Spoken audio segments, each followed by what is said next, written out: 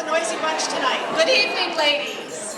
Hello, good evening. To all of you aspiring women, ladies, and a few gentlemen in the back. I am Nan Taylor, and I am here to be your MC this evening on a night that will be both fab and fabulous. So we will learn all about diets. Anybody who has never gone on a diet, raise your hand.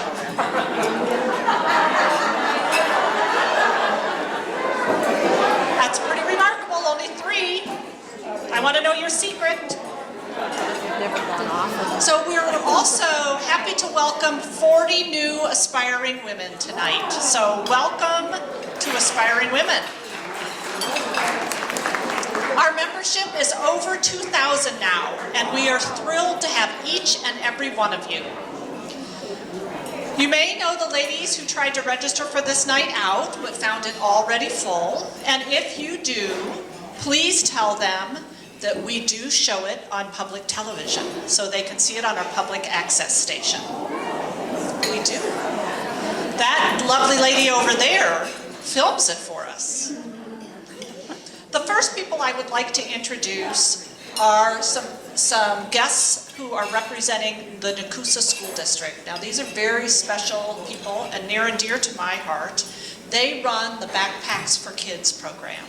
I don't know if you know anything about this program, but it's incredible. And they started it when they recognized a need. So I'd like to invite to the stage Terry Whitmore, Ann Lepak, and Bob Ness.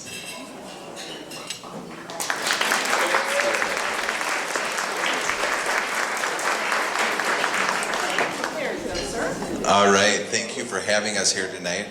I'm going to start, my name is Terry Whitmore, I'm the district administrator at Nekoosa, and we have Bob and Ann here tonight. They are teachers at Nekoosa Academy. So we're going to tell you a little bit about the Backpack for program, but before that, most importantly, I'm going to read the virtue of generosity, because certainly that's what we're all practicing tonight by bringing and sharing both your time listening to the story of the Backpack program and bringing either pancake batter or syrup. So generosity is giving to others something that is of value to us. It is the quality of spirit that calls us to share what we have.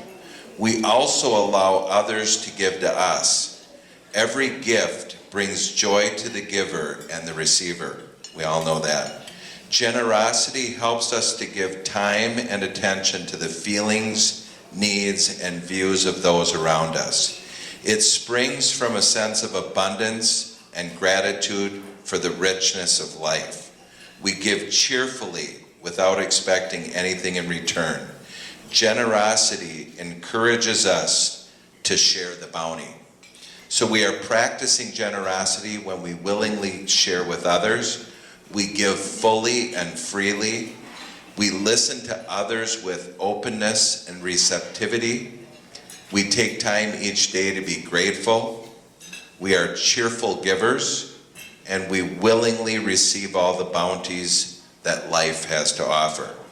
So in the words of Gandhi, the fragrance always remains in the hand that gives the rose. Isn't that the truth? So thank you for practicing generosity tonight. And what we'd like to do is share with you exactly how the Backpack program started, and then we also brought a backpack that our kids take home each week, and we're going to show you what's inside. So here's Mrs. Lepak. Good evening. It's good to see all of you here, and I just want to say thank you so much for your generosity in helping the families in the Nekoosa School District. There is just such a great need for those families who don't have. And I'm a firm believer, and we teach our students at the academy, that you always give back. Because there's always somebody that has less than you do. So they help us out with this program. We started the Backpack for Kid program back in March of 2010. And the reason why we started it is I saw there was such a need, even with my own students needing food. And therefore, I saw on the news that Tomahawk had this program called Backpacks, and I thought, wonder if we could do that instead of a food pantry in Nakusa, because food pantries take an awful lot of work. And it's a lot of paperwork, and it's a lot of manpower, and we just didn't have that. So we went up there and visited, and we saw how they ran their program. We brought it back to Nakusa, and we started that year probably with like 12 to 15 backpacks that we filled. For every weekend, these same families would get food in their backpacks just for the weekend throughout the school year, where they would get 2 dinners, 2 breakfasts, and then some nutritional snacks. There was one year that one family was so large, we gave them 2 backpacks because one wasn't going to do it, okay, even for a weekend. There's a story behind that one. The elder children in that family compromised their own eating so that the younger ones could eat. So this is just a huge passion of Nakusa Academy and the school district and United Way. United Way is one of our biggest funders for this program. Last year, we filled 36 backpacks for 160 people. Every backpack from the time we started in September last year up until the end of the school year cost us over $19,000. That was all money that had been donated or given to us through certain organizations, churches, what have you. But that's a lot of money. So this year we were having to start out a little slower, but we'll get there with everybody's support. So thank you again for doing this. And I'm sure the families would thank you. These kids need this food. They don't have food, they don't learn. I'm sure you've heard that. So thanks again. And here's Bob to go over what goes in the backpacks. Well, thank you.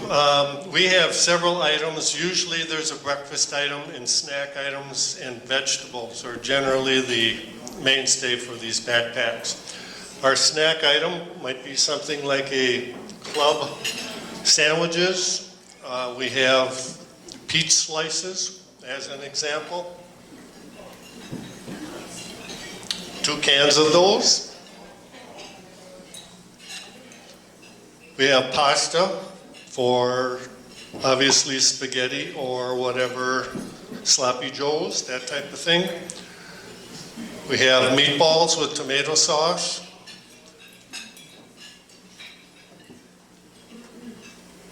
Soups, 2 cans of soup. In this case it's tomato, but it could be any different type, many different types of soups, as you know. Macaroni and cheese. Kids love those, as do some adults, of course. Corn. This could be corn, carrots, peas, different types of vegetables. Then our breakfast item, and thank you to you ladies that brought the pancake mix and the syrup. That will be our mainstay for the first couple of weeks. But we have a breakfast item like Cheerios here. And of course the noodles to go with the spaghetti or the sauce that we had in it. So that basically, along with a $12 certificate that goes into each backpack for like meats, things of this nature that we cannot put in the backpacks. So they would have to go to the Piggly Wiggly store in Nakusa, and they could redeem up to $12 worth of perishable items for themselves. Anything over that they would have to pay for. So that's basically what our backpack program looks like and what kind of food that we put into it each and every week.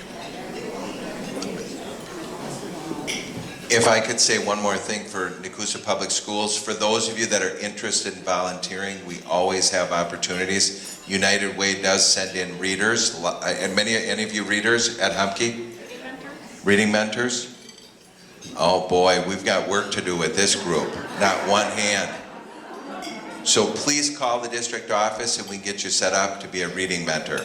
The kids need to read, right? So many of our kids go home, and when we had kids, we were reading with our kids nightly. That doesn't always happen.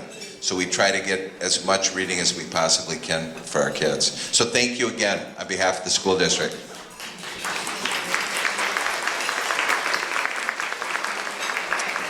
One other thing to keep in mind, at Nakusa Academy, the students are required to put in 15 hours of work a week, whether it's volunteering or whether it's working at a job. So if you ever have a need for someone to come out and rake your yard, to do certain things, you just give us a call at Nakusa Academy, 886-8099. You can go on to this Nakusa School District website and get that number. Just give us a call, and hopefully we can hook you up with a couple of students that would be willing to help you out. Okay? Thank you so much. And thank you, all you ladies who came with donations to this really worthy cause. I can remember when I served on the United Way board that they brought up the situation of the older kids giving up their meals on the weekend so that their younger siblings could eat. No child should ever have to do that. So this is a wonderful program. And now, our special guests have arrived, the ones that you have so come to love, our aspiring a cappella.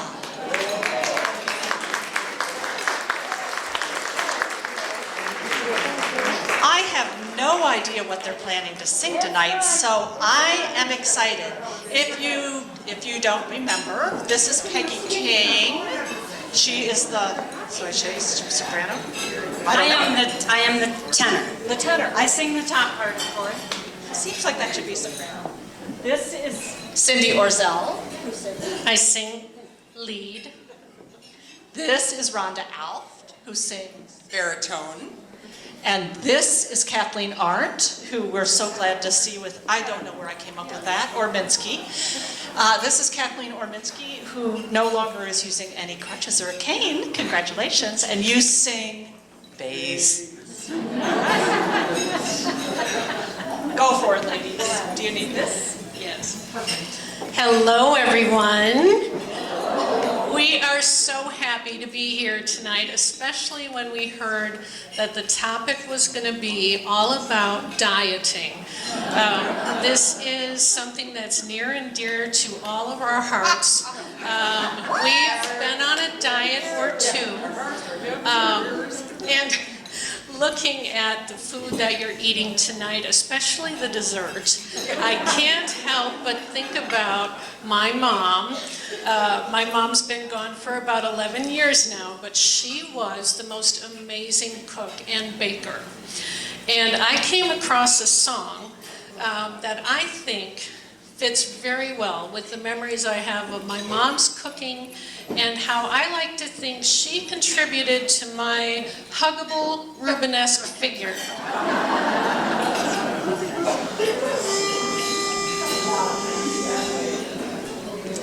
Woman, woman, woman, look at me. Small size, plus size, queen size, that's my size. I'm just a Renaissance woman, living in a Diet Coke world. I haven't a limb that you could call slim, but Rembrandt would love me. He'd paint pictures of me. I'm just a Renaissance woman, a well-rounded sort of a girl. I'm plenty up top where a girl ought to grow, and plenty below there, but wouldn't you know that my type was in a few centuries ago. I'm a Renaissance woman in a Diet Coke world.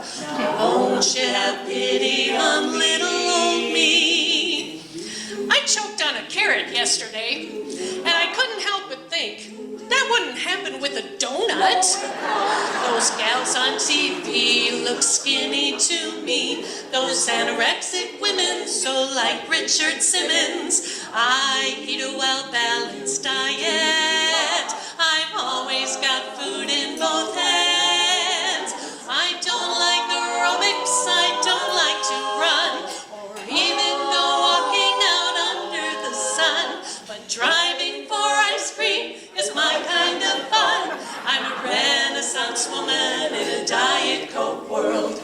Now it's obviously painfully clear. I consider myself to be a light eater. As soon as it gets light outside, I start eating. I've plenty of bounce, I'm worth every ounce. You'd find me appealing on the old Sistine ceiling. Ooh, I look good. You look great. Oh, trying to count all those calories keeps my poor head in a whirl. I've tried every diet, I struggle and strive to eat what would just keep a sparrow alive. But if we had a famine, I'm the one who'd survive. Nice knowing you, Peggy. I'm a Renaissance woman in a Diet Coke world. I'm a Renaissance woman in a Jenny Craig world.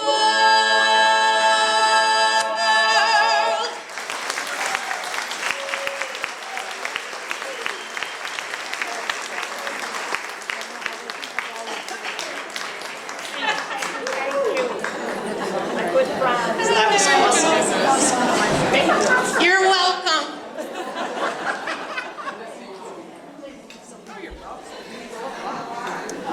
Now enjoy your meal. Eat up, ladies. And don't forget the dessert. All right, so that was very fun. Thank you, Aspiring Acapella. And you know they come up with these, well, Cindy comes up with these lyrics all on her own. So I don't know what she does in her free time, because she must not have much. So tonight we are talking about fab or fad and all the different kinds of diets that are out there that confuse the living daylights out of me and maybe you as well. And before I introduce our awesome speaker, I'm going to ask you a few questions, and I'd like you to take your true and false cards that are located conveniently under your plates. I'm going to ask you some questions, and I want you to put up whether you think that's true or false. Now, I'm not going to tell you the answers because you're going to learn those in the presentation. And don't feel badly or bad if you put up true and you find out in the presentation that it's actually false. That's the point of this. This is how we learn. So our first one is lacto-vegetarians do not eat dairy products. True or false? Lacto-vegetarians. Okay, I see a lot of trues. Do not eat dairy products. Okay, see a lot of trues and some falses, so kind of a mixed one. One short-term side effect of the keto diet is bad breath. True or false? Oh, lots of trues. People must know that. Have you guys tried it and been told you have bad breath? Except low-carb diets usually lead to weight loss. True or false? See a lot of trues. I don't know if it's true or false, but I can tell you that that's the big rage right now. Stay away from those carbs, my weakness. And before I introduce our great speaker, I also want to point out some dignitaries we have in the audience. Dr. Benita Colruyt and Dr. Elizabeth Merlot. If you would stand up, please. So you may remember Dr. Colruyt. She has been she's an OBGYN, as is Dr. Merlot, and she has been with Aspirus for 5 years, maybe? 5, 6 years. also works in our Medi Spa in case you want some facial injections or products. Dr. Merlot just recently joined us, and we're so glad that she did. As I said, she's also an OBGYN, and she practices at the doctor's clinic, except that she does take appointments at the Wisconsin Rapids Hospital Clinic when she's on call. So thank you, ladies, for being with us tonight. If you have any questions or would like to get to know either one of them, please make a point to go say hi after the program. They're pretty friendly. Don't bite. So our next presenter is Andrea Wagner. Andrea is a registered dietitian with Aspirus Riverview Hospital, has been with us for 3.5 years. She actually has both her, she and her husband Billy have been married 11 years and have 2 children, Nathan, Isabella, plus Daisy. So I don't know why she said 2 children, because she has Daisy, and Daisy is her wild beagle puppy. Andrea earned her bachelor's at UW-Stevens Point and her master's degree at Northeastern University in Boston. She completed her internship to become a registered dietitian at Bowling Green University in Bowling Green, Ohio. Part of the MAC conference, if you didn't know that. I went to Kent State, that's why I know that. She loves cooking and spending time in the kitchen. That seems to make sense for a dietitian, and also loves to read. She's currently in the middle of 3 books, and I know, or I think Harry Potter is one of them, that she's reading out loud to her son. So I have gotten to know Andrea over the last couple of years. She really is a gifted speaker and presenter, and I know that you're going to enjoy her presentation this evening.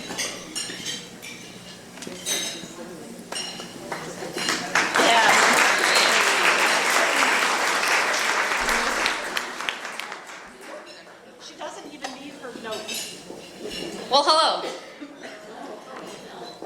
Like Nan said, I'm Andrea. I am so happy to be here.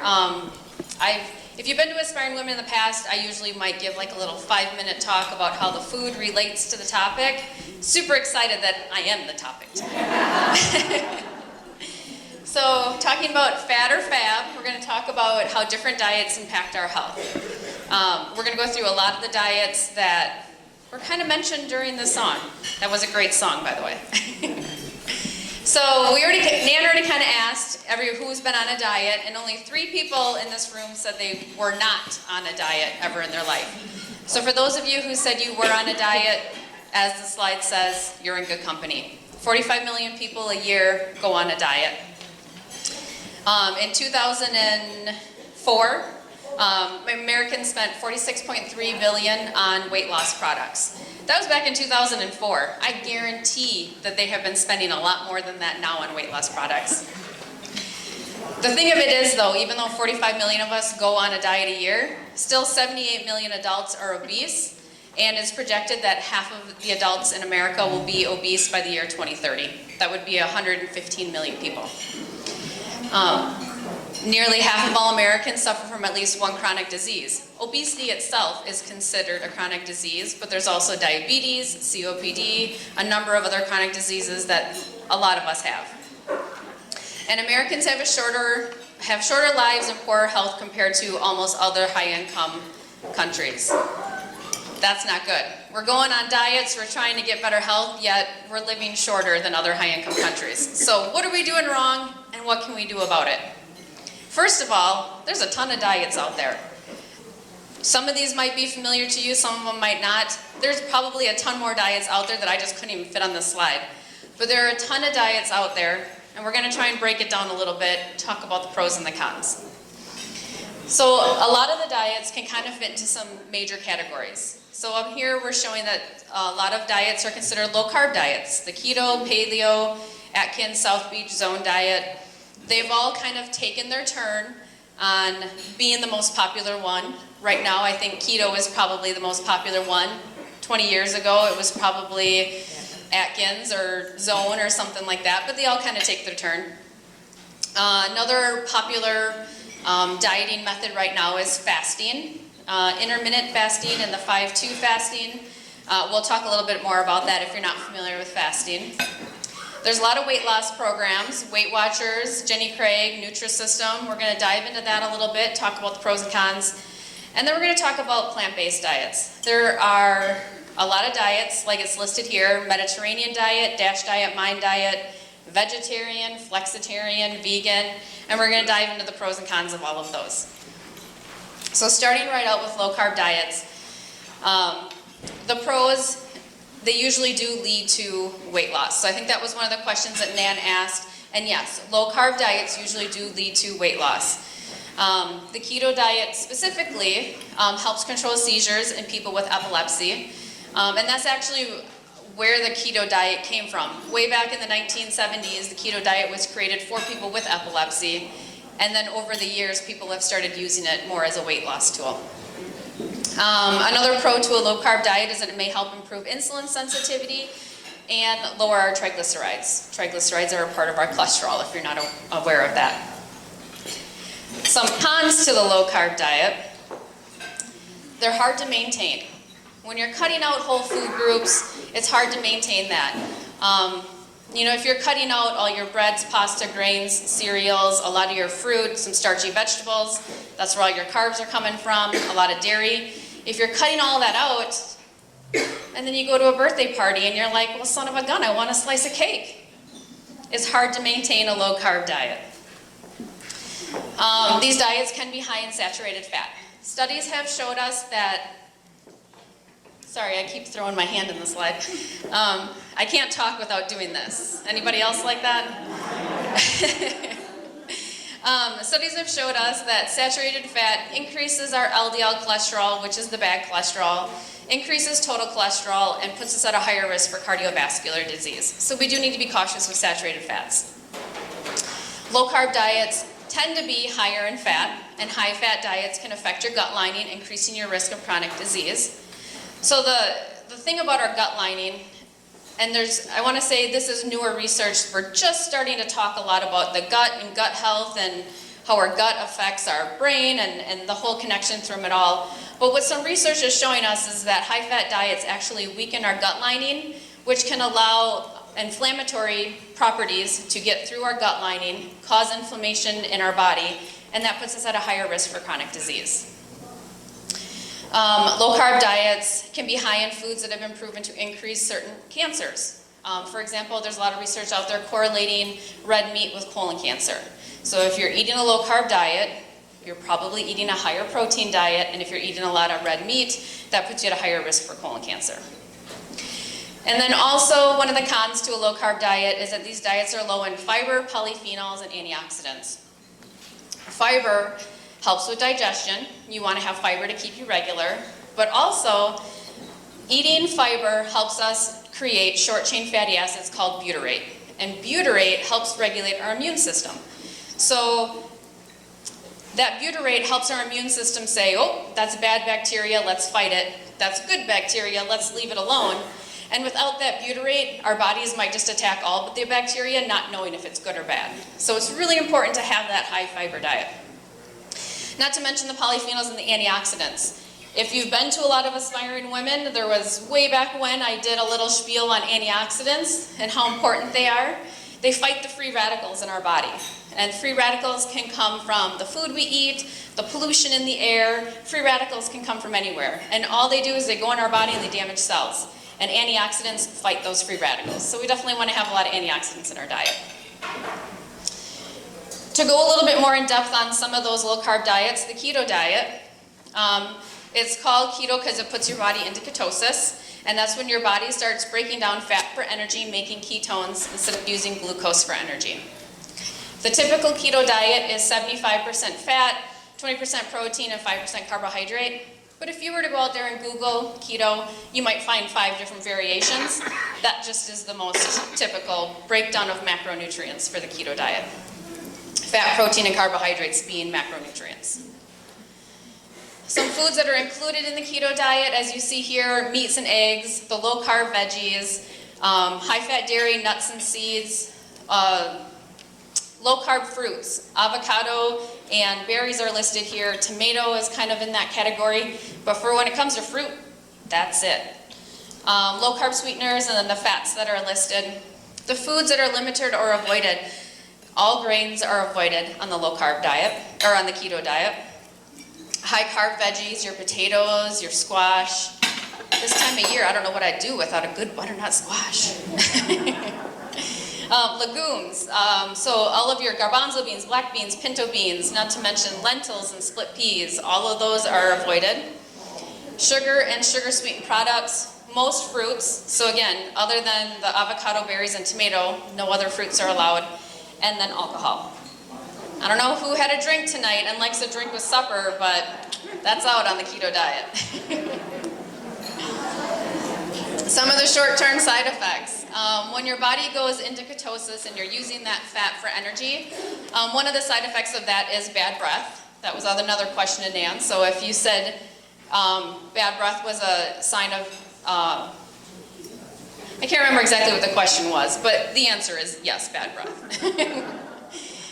Constipation and headaches can be common, nausea, cramps, and fatigue can be common. And some people talk about getting a keto rash, and it's just little spots all over the body as your body is going into ketosis. The long-term side effects, we don't know. That's kind of the scary part to me, is the keto diet being used for weight loss has not been studied. We don't know what happens 20 years, 25 years, 30 years of following this diet. We don't know what our health is going to look like, and to me that's a little scary. And then also the keto diet is a metabolic therapy that requires medical supervision for safety. Essentially what that means is if somebody has epilepsy and they're on a keto diet, they're being monitored by a doctor, by a dietitian, they're getting their blood checked, and that's being monitored long term to make sure that they're staying healthy. If you're not being monitored, you're going against your body's natural biological tendencies. Your body wants glucose for energy. And when you're forcing it to use fat and go into ketosis, and that's not being monitored, we don't know what could happen. Because again, we don't have those research studies showing what's going to happen over a long period of time.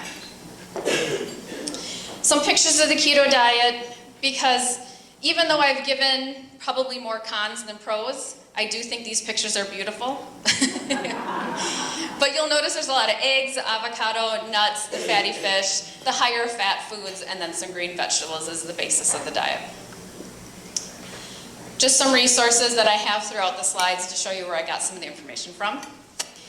And then the paleo diet is also considered a low-carb diet. Now this is based on the principle, and I got to read this right from the slide because I couldn't remember all this. Based on the principle that eating foods that were available to early humans will promote optimal health. The fundamental theory being that modern food systems, production, and processing techniques are damaging to human health, and that by adjusting your eating style to mimic that of the Paleolithic hunter-gatherers, you will better support your body's natural biological function, improving digestive health. So what that all boils down to is on the paleo diet, you are eating whole foods that only would have been available back in the Stone Age, and you're not having any processed foods, which, thinking about it just in that way, that's not bad. To get into whole foods and to get away from processed foods, that's not a bad idea at all. The foods that are included, meat and fish, eggs, nuts and seeds, fruits, vegetables except for corn. In the paleo diet, they consider corn to be a grain. The fats, and then the minimally processed sweeteners that are listed there. The foods that are not allowed is grains. So that's why usually this is classified as a low-carb diet, because you're not eating any grains. Again, the legumes are kicked out of this one, so no beans, no lentils, no tofu, no peanuts. Processed sugar, most dairy is not allowed. Processed foods, and then refined vegetable oils. Now I will say that on the paleo diet, it is generally listed as a low-carb diet, but depending on the foods you choose, it doesn't have to be. If you're eating a ton of fruit and a ton of starchy vegetables, your macronutrient ratio could be more even, and you could be eating quite a bit of carbohydrates. Most people just don't tend to do that, so this tends to fall into that low-carb category because they're leaving out the grains and not eating a lot of the fruits and the starchy vegetables. But it does allow for more freedom than the keto diet, because you have that option. You're not stuck in 75% fat, 20% protein, 5% carb. You're not stuck in those macronutrient numbers. You can do whatever you want with your food selections. And then I added Whole30 in here. I don't think in the last year I've been able to Pinterest a recipe without Whole30 something showing up. It seems to be a lot of Whole30 recipes out there. So I did a little more looking into what Whole30 is. And Whole30 is following the paleo diet, but only for 30 days. You take the foods out that are not allowed on the paleo diet for 30 days, and then you slowly add them back in, one food at a time, paying attention to how your body reacts and how your body feels to see if you have any negative side effects from those foods. It's intended to help people become more aware of their eating habits and eat more mindfully, which is not a bad thing, to be more mindful with what we're eating, what we're putting in our body, and how it's making us feel. And then if you do add a food back in, and it makes you gassy and crampy, and you think, I don't care, I'm going to eat it anyways, well, that's your choice. But now you know. And then again, pictures of the paleo diet. You'll notice the fatty fish and the nuts and then the fruits and vegetables. So that's it for low carb diets. Moving on to the fasting. So there's intermittent fasting and the 5-2 fasting. Intermittent fasting is where you're fasting for X amount of hours per day. And the 5-2 fasting is where you're fasting for 2 days per week. They're a little bit different. We'll talk a little bit more about intermittent fasting. But first, to talk about the pros of fasting is it can have a potential for weight loss. And there are some health benefits such as that improved insulin sensitivity. The cons, again, it's hard to maintain. If you're not allowing yourself to eat for 16 hours a day, that can be hard on some days. Or if you're not allowing yourself to eat more than 1 meal per day on a certain day of the week, that could be hard to maintain. Again, there's no research showing long-term effects. So if you do fasting for 20, 25, 30 years, how is your health going to be? We don't know that yet. And it can lower your metabolism. So the analogy that I like to use, and I hope you can follow me on this, is food is the wood to your metabolism fire. Does that make sense? So if you're not feeding that fire food, wood, it's going to die down. So to keep our metabolisms up, which helps keep our energy up, helps with weight loss when our energy is up and our metabolism is up, we want to continue feeding our metabolism fuel from food. So the intermittent fasting is you can eat what you want within 8 hours of the day, and then for 16 hours a day you're not eating. That allows you to enter a fasted state. As it says here, after about 8 to 12 hours after that last meal, you'll enter into that fasted state. In that fasted state, you can more efficiently burn fat. So your body is burning the stored body fat for energy. And that's why this diet can aid in weight loss, because you're then burning that body fat. There's no restrictions, however, on what you eat. It's just when you eat it. So even though this diet can aid in weight loss, if you're choosing to eat during your 8-hour window 3,500 calories, when your body only needs 1,600, it doesn't matter that your body's going into a fasted state. You're just going to be burning that extra fat that you put on from the 3,500 calories. You're not actually going to be making a deficit. So it can aid in weight loss, but again, you have to be careful with how you're doing it. And then more resources. Moving on to weight loss programs. Who here has not heard of Weight Watchers or Jenny Craig? Really? Okay. I was surprised to have one. I thought for two.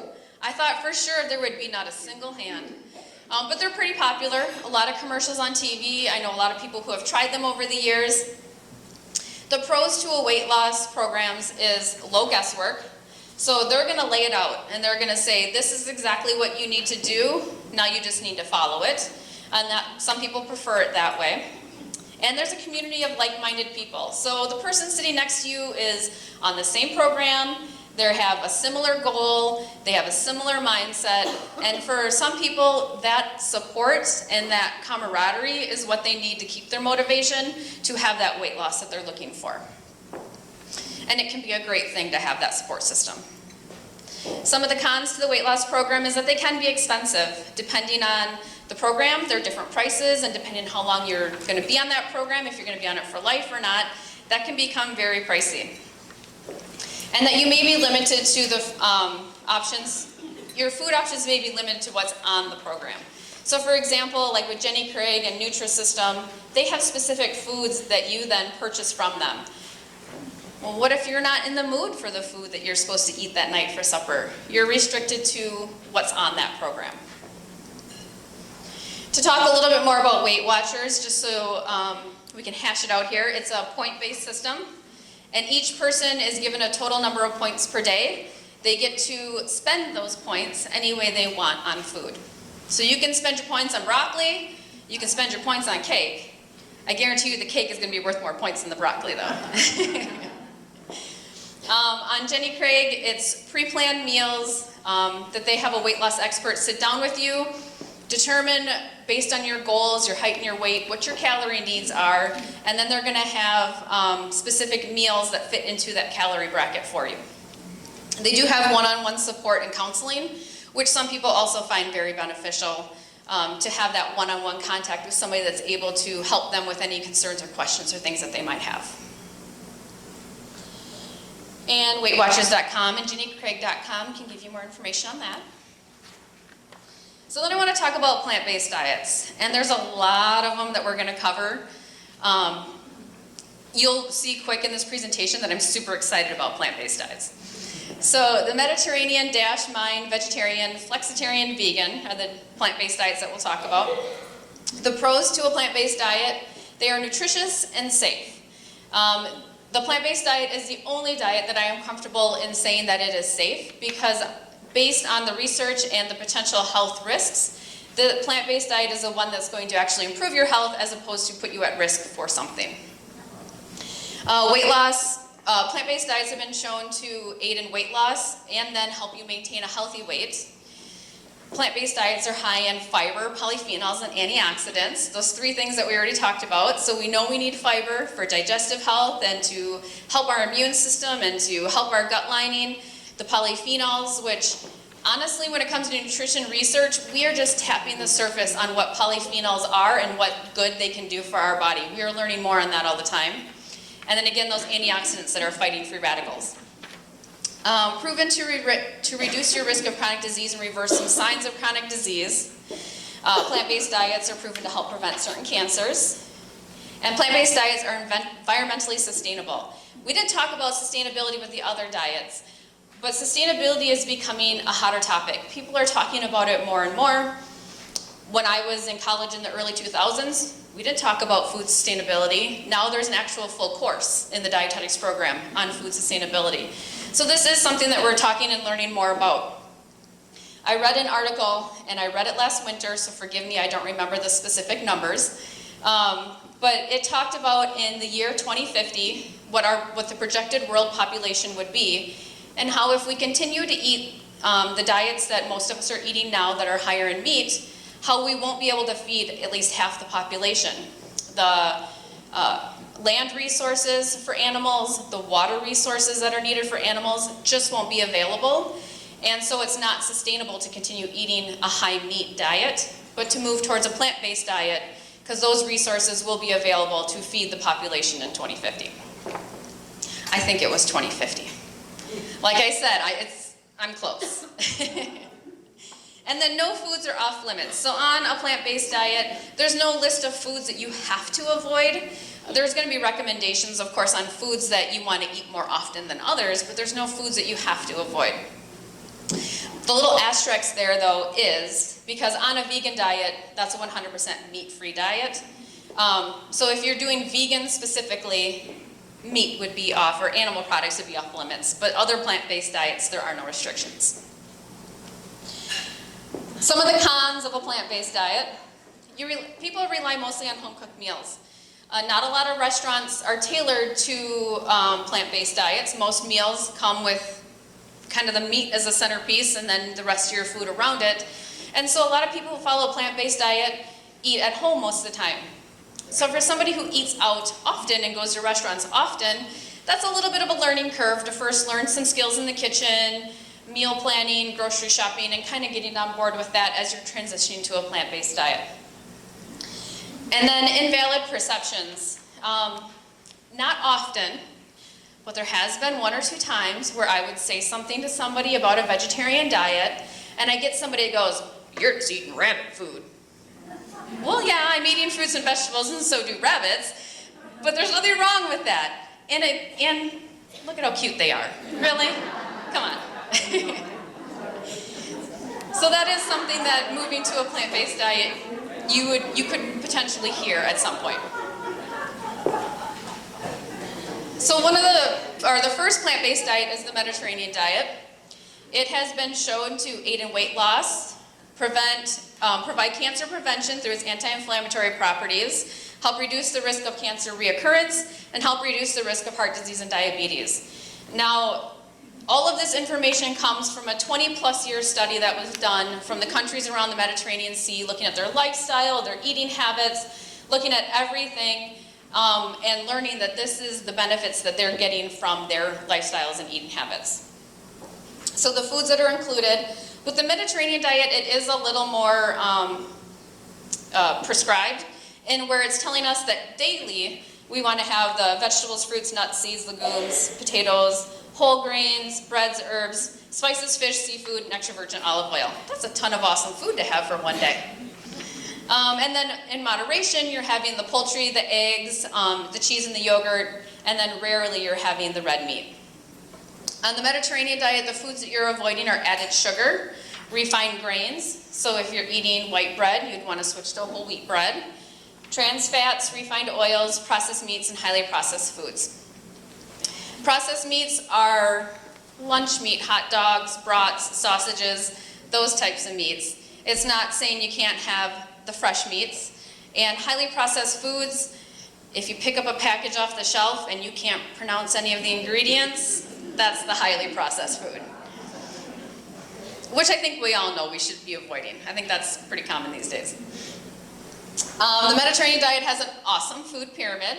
And what I really like about this is on that bottom level, you see how it's based on physical activity. So, because like I said, with that study done, they looked at lifestyle along with eating habits. And what they notice is that in that area of the world, they are physically active every day. Doesn't mean you're going to the gym and you're spending an hour every day. It could be a leisurely walk after supper, dancing, playing sports out in the yard with the kids. Or it could be going to the gym, because some people do really like that. But it's just about having some form of physical activity every day. And then you'll see that biggest group is the fruits, the vegetables, the whole grains, the nuts, the seeds, the legumes. So that's your beans, your lentils, your split peas. I really like my legumes, so I can always pause on that one for emphasis, because I really like my legumes. And then fish and seafood, poultry, eggs, cheese and yogurt, and then at the top you'll see the meats and sweets. Now the really, really cool thing about the Mediterranean diet, and I'm sure most of you will agree, is you get to have a glass of wine a day on the Mediterranean diet. Remember the keto diet? No alcohol is allowed. Glass of wine a day. So, and that's it for the Mediterranean diet. So the DASH diet, another plant-based diet. DASH stands for Dietary Approaches to Stop Hypertension. So it was kind of created specifically if you have high blood pressure to help bring that blood pressure down. But it also may help reduce your risk of stroke, heart disease, and kidney stones. That picture there is kind of a good representation of what you can expect for eating on the DASH diet. If you imagine that circle to be a plate, half of it is fruits and vegetables, a quarter of it is whole grains, and then in that last quarter is where you're having meats, sweets, dairy, and foods like that. So they're not off limits, it's just about how much you're eating of them. Again, the foods included the fruits, vegetables, nuts, beans, seeds, whole grains, low-fat dairy, and then the lean meats, fish and poultry. And the foods to limit, again, is going to be the processed meat, lunch meat, hot dogs, sausages, brats, sweets.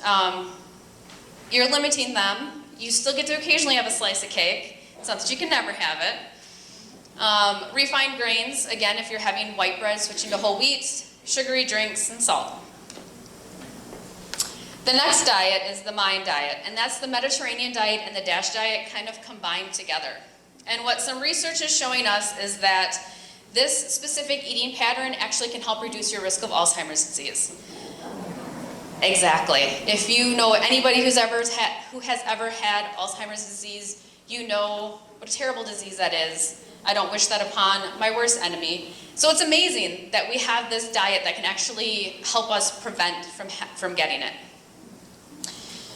Now this eating pattern is a little more specific. So for example, it says for vegetables, 2 or more servings per day, 1 of them should be a dark leafy green. Berries, 2 or more servings per week, any berry, but try to get blueberries specifically. Whole grains, 3 or more times a week, focusing on minimally processed whole grains. Now whole wheat bread is a whole grain, but it's a little more processed than, for example, brown rice or quinoa. So eating whole grains, but more of the minimally processed. Nuts, 5 servings a week. Beans, there's those legumes. 4 servings a week. Seafood, 1 serving a week. And then you'll notice that it has the salmon, the mackerel, the herring, and the sardines as specific fish that you want to target. And those are the fish that are going to give you those omega-3 fatty acids. And then poultry, 2 or more servings per week. And then the last of the plant-based diets, the vegetarian, flexitarian, and vegan. Vegetarian diets have, studies show us that they help lower risk of obesity, hypertension, and decrease your risk of developing diabetes and cardiovascular disease. And vegetarian diets have been proven to increase our life expectancy. That to me is super cool. So there was a study done, and it was a 20-year study, and it had 2 groups of people. One group of people were already eating a vegetarian diet. They weren't asked to change anything. They were just asked to keep eating their vegetarian diet. And the other group ate the typical American diet. After 20 years, they learned a lot of stuff, but what they learned is that the people who followed the vegetarian diet on average lived 7 years longer than the people who followed the typical American diet. And I'll take 7 years. I'm shooting for 104, so I need my 7 years. I don't know why 104, but... So there's different types of vegetarians. Vegans, like I mentioned earlier, don't have any animal products. So they're not, and usually if somebody is following a vegan diet, that's more of a lifestyle for them. So it's not just that they're not eating animal products, but they're also not using conditioner that had animal fat in it, or they're not using makeup that was tested on animals. It's a very conscious thing about not using anything that has been used on or has animal in it, for example. There's lacto-vegetarians. That means they eat a vegetarian diet plus dairy.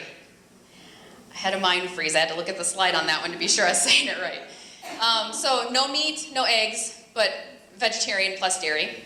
Ovo-vegetarian is vegetarian diet plus eggs. So no meat, no dairy, but they're eating eggs. Lacto-ovo means you get to have dairy and eggs, no meat. And then pescatarian is a vegetarian who eats fish. No dairy, no eggs, no meat, but they do eat fish.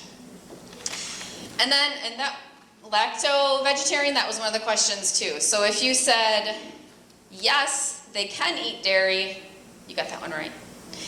Flexitarian. Now, flexitarian diet, I actually didn't even know it existed until I started looking up some information for this presentation. And I am excited about the flexitarian diet because I think this is the easiest of all of the diets we've gone through to follow. And so you're mainly eating a vegetarian diet and occasionally consuming meat.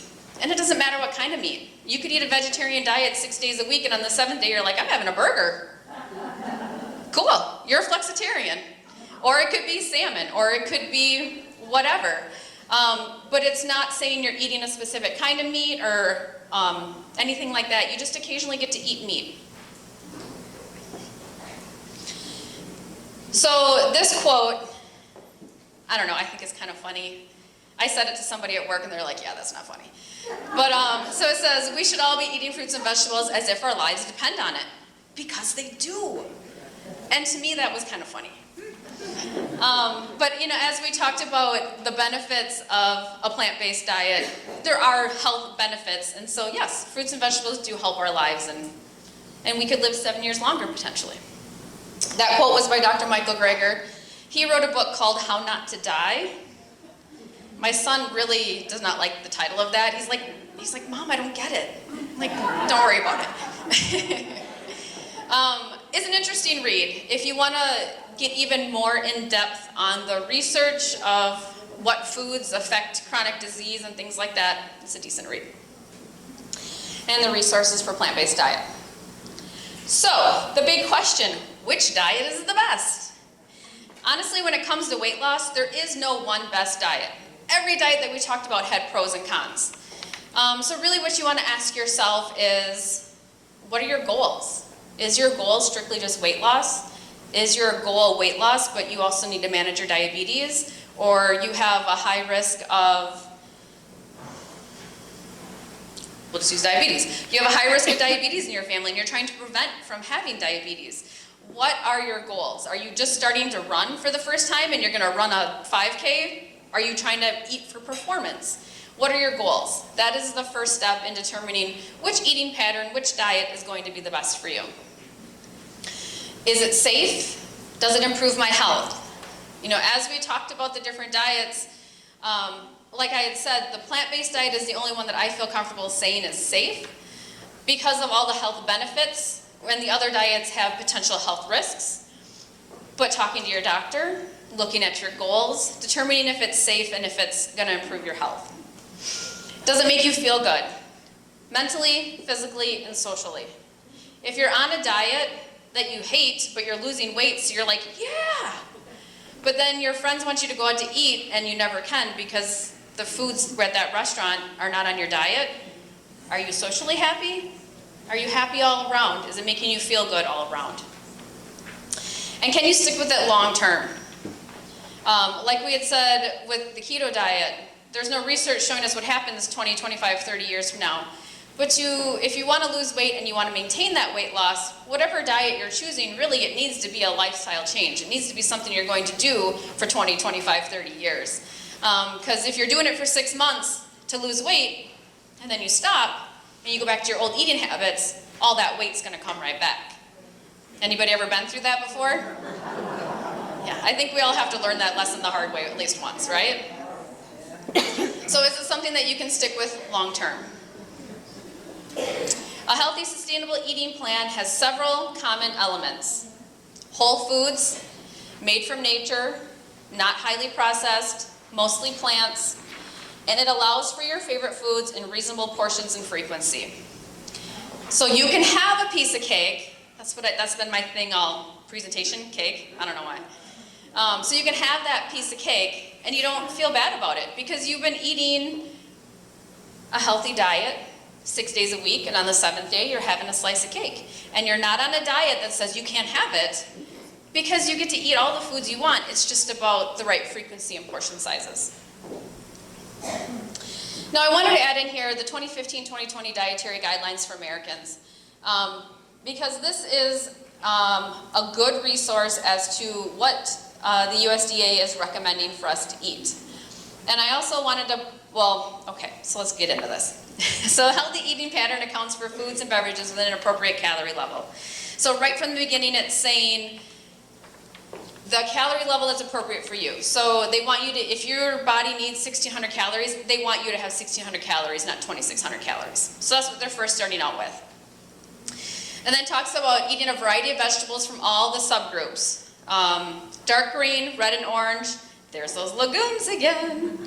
Starchy, and then fruits and whole fruits, especially whole fruits. All the grains, especially half of them whole grains. Fat-free, low-fat dairy, a variety of protein foods, and it has all of the different meats and fish listed, but of course it also has beans and peas, nuts and seeds, and soy products, and then limiting saturated fats, trans fats, added sugar, and salt. What I like to point out is if you're using, when it comes to a variety of protein foods, if you're choosing the beans, the peas, the nuts, the seeds, the soy products a little more often than you are the meat, you're following these guidelines and you're following a plant-based diet. That's all it takes. Also from the 2015-2020 dietary guidelines is this chart that they put together. And what it has is it has the recommended amount of intake for all the different things listed, and then it says what our actual intake is compared to that recommended amount. So you'll notice on vegetables, the actual amount is way below the recommended amount. That's the top line. And then if you go down to the bottom line, Sodium, for example, is way above the recommended amount. So I kind of threw this in here to point it out, going back to the beginning, 45 million of us go on a diet every year. Yet, on average, most of us are not eating the fruits and the vegetables specifically that are recommended for us. So there's a ding, ding, ding where we can make some changes, is what I'm trying to say. So how do you start making changes? Maybe there was one thing we talked about tonight and you're like, oh, I could do that. Or maybe I'll try that, or you're gonna give something new a try. How do you start making changes? It's all about those small incremental steps. Adding a serving of plant-based foods to one or more of your meals. It could be having berries for dessert. It could be adding green leafy vegetables. Maybe you normally eat iceberg lettuce and you're gonna do 50-50 mixed with spinach. Or you like to drink a shake in the morning and you're gonna throw spinach in your shake. Filling half your plate with vegetables.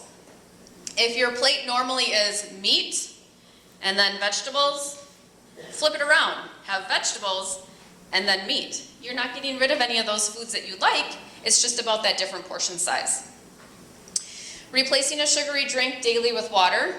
Doesn't have to be regular soda. It could be you drink a couple cups of coffee with cream and sugar in it. It could be an iced tea that happens to be sweetened with sugar.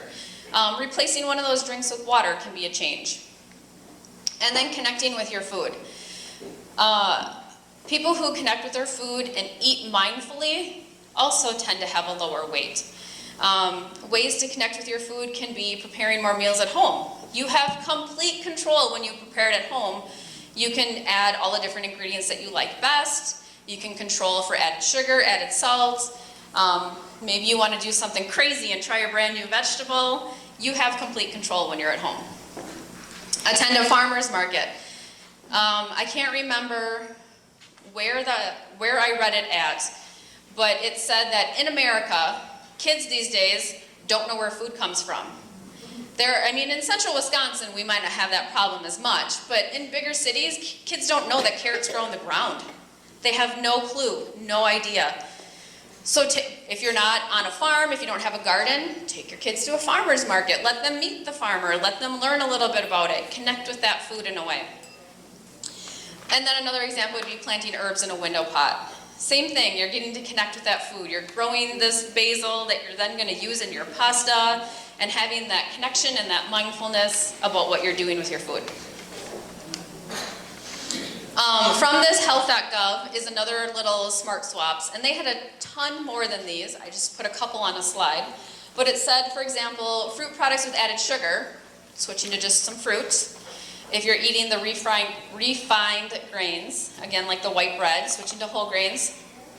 And if you're eating high-calorie snacks, eating a similar nutrient-dense snack. So it has the chips and dip that you could swap out for hummus and vegetables, or the chocolate bar that you could switch out for some unsalted nuts, but just giving you some ideas of where you can start.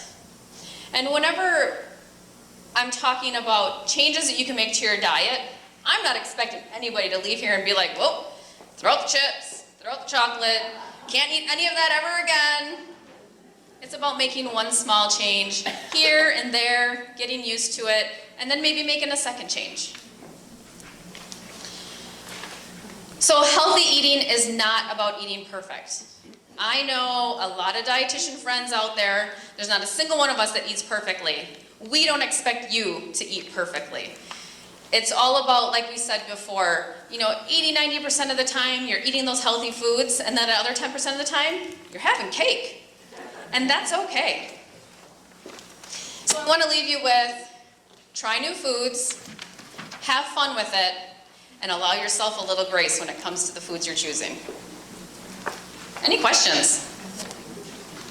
Yep.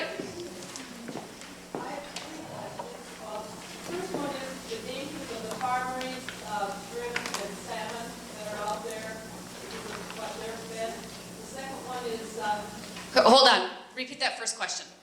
the dangers of the farm-raised shrimp and salmon that they sell in the grocery stores in the meat department.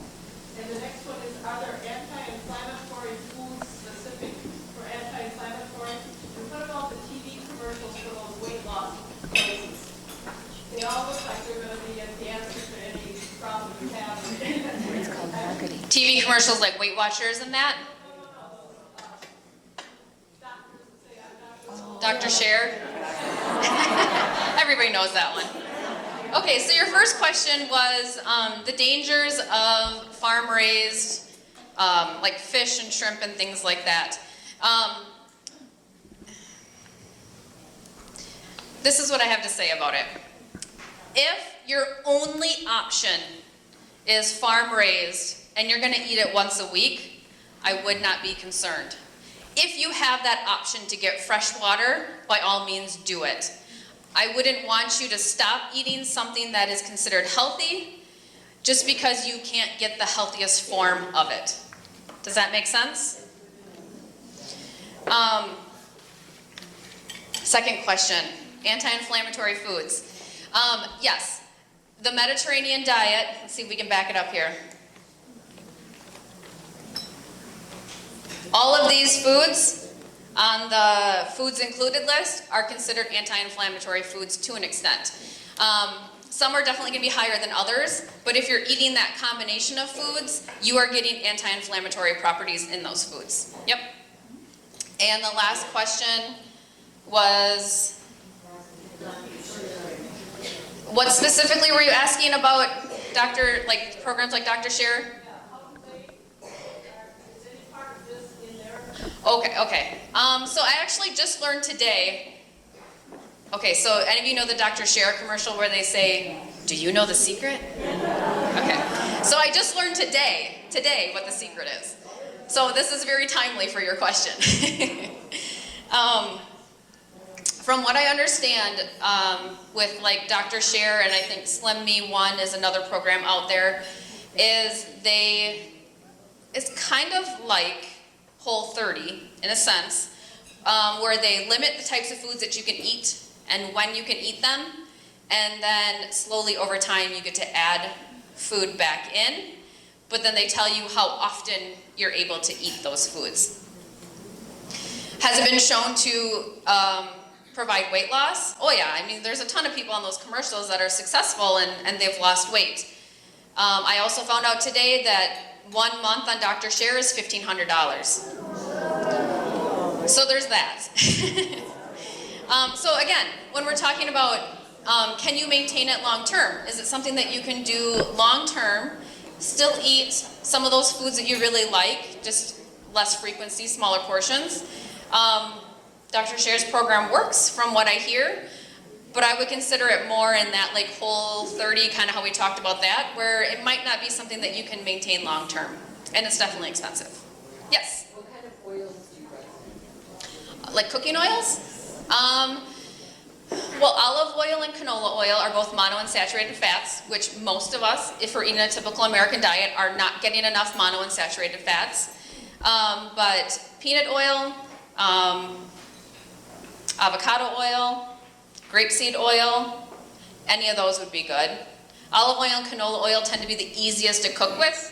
Grapeseed oil is a very light oil and it can like smoke very easily and things like that. So olive oil and canola oil tend to be the easiest to cook with. No problem. Any other questions? Yes? What are your thoughts on diet sodas? So pretty much every answer I have is going to be kind of this or that. If you drink a ton of regular soda and you're trying to cut back on all that added sugar, and you're going to do that by first switching to diet soda, good for you. You're getting rid of a lot of added sugar. That's not a bad choice. If you're already drinking diet soda and you're having one a day, one 8-ounce can or 12-ounce can a day, not the end of the world. If you're having 4, 5, 6 cans of diet soda a day, I would be concerned about some of the side effects and health risks from the artificial sweetener.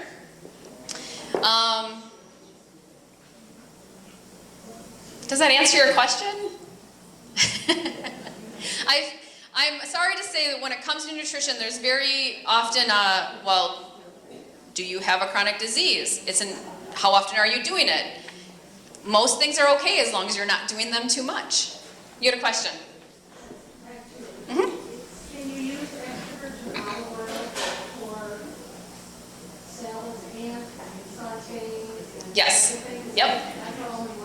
Yep, so in case somebody didn't hear, extra virgin olive oil, you can use it for salad dressings, you can use it for sauteing, it can be used for all of it. Okay, then my other question is, I've been using stevia. Mm-hmm. Is that a good alternative? Yes. So the research with artificial sweeteners tells us that if we eat way, way, way too much, there are some health risks. However, stevia is not in that same category with the other artificial sweeteners. It's newer, there's not as much research on it as there is, for example, on aspartame. So I would be cautious, I wouldn't be using 10 packets a day, but absolutely, that's a great alternative to regular sugar if you're trying to cut back on your added sugars. Yes? What about the flavored waters? Have to be careful of what's in those. So some flavored waters have that big ingredient list that you can't pronounce. I would avoid those.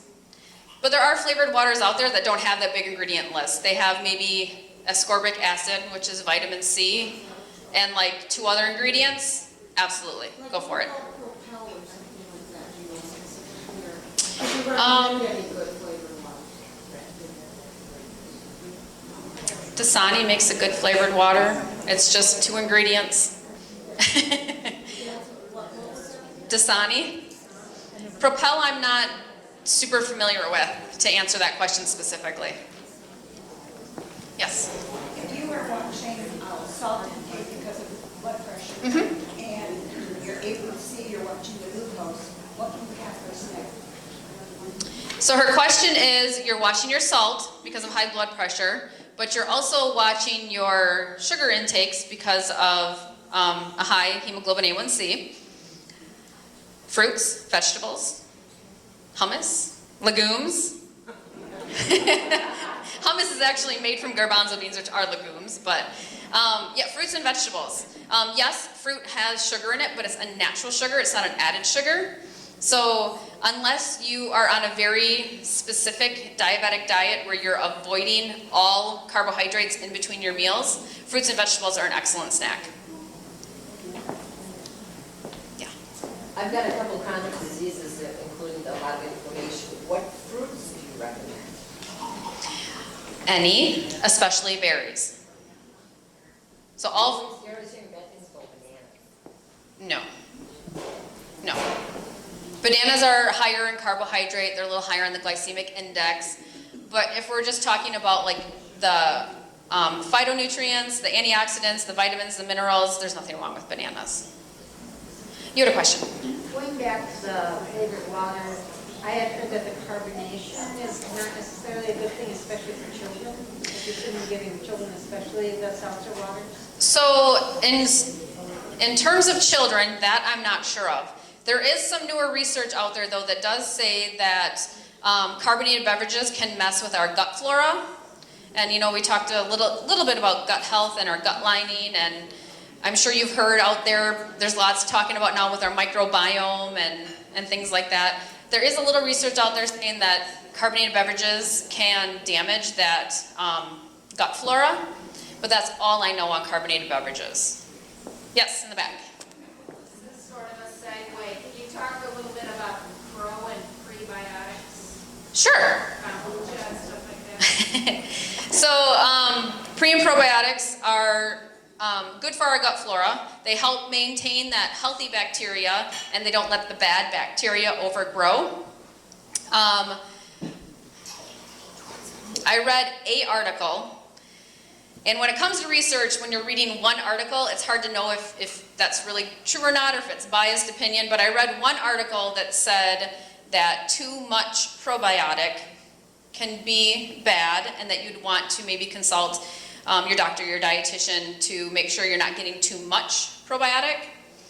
Again, that was one article, so take that with a grain of salt.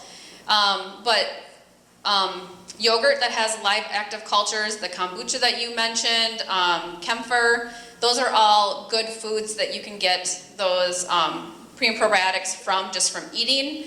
Of course, if you don't like those foods, there are like the pills or the tablets or things that you can also take.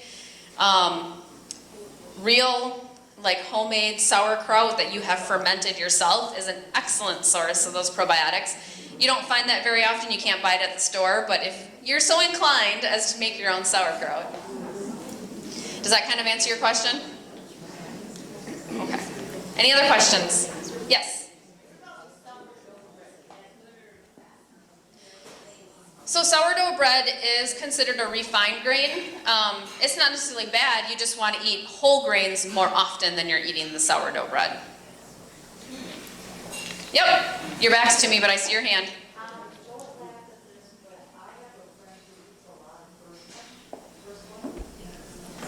Purslane is very high in antioxidants.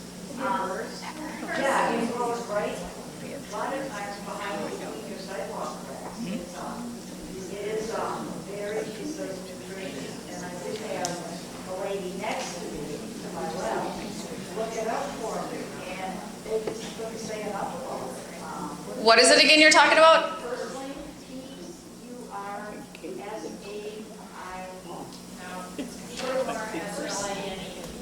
Purslane. I am not familiar with purslane, and that has given me some homework right there. I am going to. You would have thought the angels came down. Well, then I definitely need to look that one up and find out about it. Any other questions? All right. Well, again, I want to thank everybody for allowing me to be here and allowing me to talk to you. I could honestly talk about this stuff all night, so this was a real privilege. And I will hand it over to... Oh, one last question. Were you done talking about intermittent fasting? Because you said you were going to touch on it again, and I did. When, in the beginning, I meant I'd talk about that slide. Yeah. If you have specific questions, if you want to, I'll stay after if you want to meet with me. Well, yeah, I'll talk. Okay. Yeah. Over to Dan.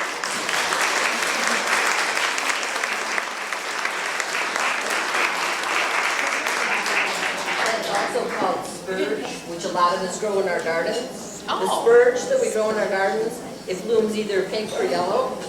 Same thing as what the purslane is if you look at it, if you Google it. It's spurge.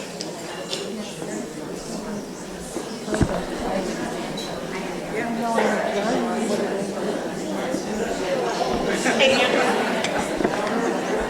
could you tell them at the bar that this table before didn't get any desserts?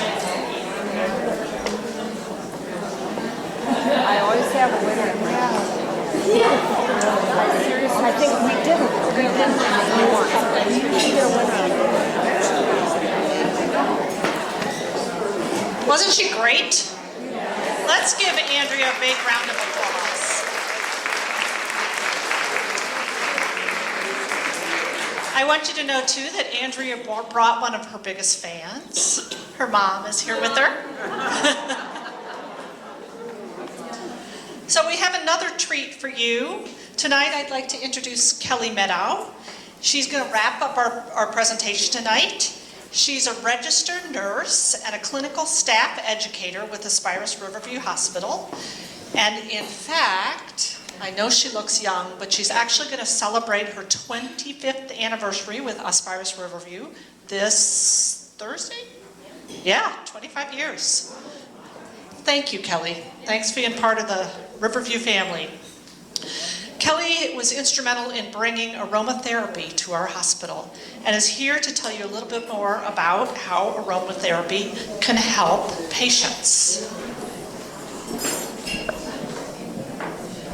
Thanks for inviting me. Just if anyone wants to reiterate to my husband that not only our wedding anniversary requires flowers, but also my hospital one. So every year on my anniversary, I print out the form that says anniversary and I leave it on our table. And then he just puts it in the recyclable bin. So I gotta come up with a new method. Okay. So everybody received a little packet of beads, a bead bracelet, and a couple of aromatherapy scents in there. So I want to just share a little something with you to start off. So please sit back and relax and just listen to my voice. Take this activity to participate is simply your choice. Relax, take a breath, and just clear your mind. With new visions and scents, I hope you will find. From the crisp smell of autumn as the leaves begin to change, to the lavender scent that will help you with pain. Choose the disc to offset your stomach full of nerves. Spearmint is the choice. That purpose it serves. Did you sleep well last night? An early procedure you await? Mandarin orange is the scent. For a good night's rest you will not debate. All the husbands want to buy in large bunches. Here's some ginger, dear, for your headache. Yet your nose still it scrunches. Gently apply a scent atop your clothes or your skin and let the different fragrances begin. This is an adjunct therapy if you choose to partake. During your hospitalization, staff will work towards and make your experience the very best it can be. What the heck, give it a shot and try aromatherapy.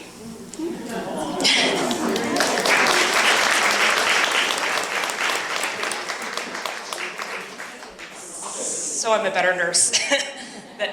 Okay, so we actually haven't started it yet, but we are in the process of implementing aromatherapy, and it's going to be for not only patients, inpatients, and outpatients that come to the hospital, that we can offer them something, again, an adjunct therapy to pain and nausea and anxiety. And everybody has some of those things coming into the hospital or having a family member in the hospital. And so the staff, we plan to have them do a little assessment, a little evaluation to determine what are the symptoms that possibly you are having. And based on those symptoms, we have 4 choices of aromatherapy fragrances that we are going to be implementing. Now this started from Aspirus, Langlade, and Medford, and they've been doing aromatherapy for quite some time, so they were instrumental in helping us get off the ground. And as a system, we decided we'd like to take what they have going well, and we'd like to bring that to this area. Aromatherapy isn't something that everyone was familiar with. It wasn't something that many of the staff were familiar with, and I have to admit it wasn't something I was familiar with. Now I started out as a little bit of a non-believer, not that I didn't believe it, but I had never used it.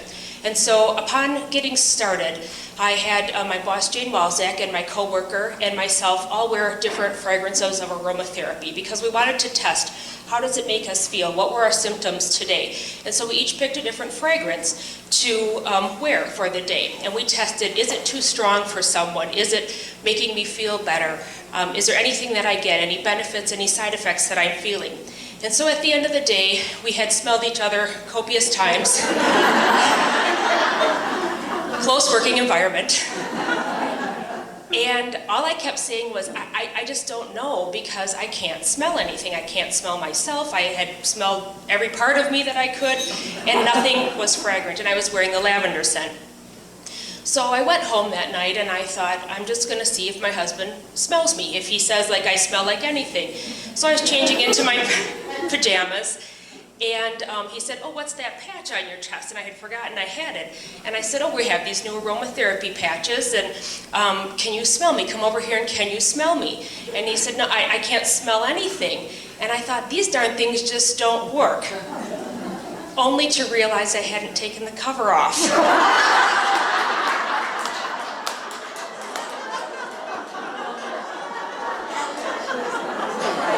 So I had to put a different patch on to make me not anxious because the lavender I had worn with the cover on all day. So I went back to work and I tried a new scent, and then I had my coworker sniff me once more and just realized that not only are there benefits to aromatherapy, but the smell, the fragrances are relaxing, and they again work as adjunct therapies to nausea and headache and pain and anxiety. And so we have, like I said, decided to adopt what Medford and Langlade have and just go with those 4 scents for patients in the hospital. We can offer an aromatherapy patch to a cancer patient who maybe is having chemotherapy and maybe doesn't have any nausea at that point, but 6 hours after their treatment could experience some nausea. And nausea and vomiting is not something that is pleasant for anyone, and so if aromatherapy could offset that, maybe even just a little, it would be worth trying. So if you're a patient, if you're a family member, if you're with a patient, if you're with a family member, once we get this going, don't be afraid to ask for an aromatherapy patch. And the staff are going to be new at getting this going, and like I said, we haven't implemented it yet. We're still working on a couple of documentation criteria and some of the places in the hospital that we'd have to remove the aromatherapy patch. So not everybody qualifies right off the bat, but if you are interested in trying one or you have a family member while they're in the hospital, we can certainly offer that to them based on a couple of questions that we'll be asking. And say, for example, we put a patch on and it just doesn't feel right, or the scent isn't something that you prefer. The patch can be removed and we can offer you a different patch. So the nausea, for example, is lavender, ginger, spearmint, and mandarin orange. So all 4 of the patches can work for nausea. And sometimes, like in the dentist, they say, do you want mint or cherry? We would offer it the same way. Headache and pain is lavender, ginger, spearmint, and mandarin orange. So they work many, many different ways. Insomnia is lavender. I used to put lavender in my children's bath at night, and it made the house smell good, but they picked up on that because I thought it was a good method to help them sleep, but they finally wouldn't bathe when they could smell lavender because they knew it was bedtime if they smelled lavender in the house. So that went out the window. And then anxiety is lavender and mandarin orange. So sometimes it's just personal preference on what you would prefer to be wearing. Now the discs that we are going to be using are a little bit different than you got tonight. These are oils that can be put on the beads, and they will soak in and they will kind of give you this soft fragrance as you are wearing it and walking and moving your arm. You'll oftentimes feel whatever fragrance you have. You'll smell that kind of in the air, kind of like when you smell somebody who has a good perfume on and you're not quite sure where it came from. It's you. You smell good. So what we'll be using in the hospital are discs, and they're a little bit different because they're a disc that goes on to the patient, or either that or to their gown if they're any sensitive. And then we can, like I said, offer some adjunct therapy. Now it's not the cure-all for getting rid of the pain, and it doesn't put you to sleep like in a coma for the evening. We still have to have, sometimes modern medicine, but it is, like I said, an adjunct therapy, and it's something that we can offer that's non-pharmacological that can assist you or your family member on their journey to feeling better. So thank you very much for having me.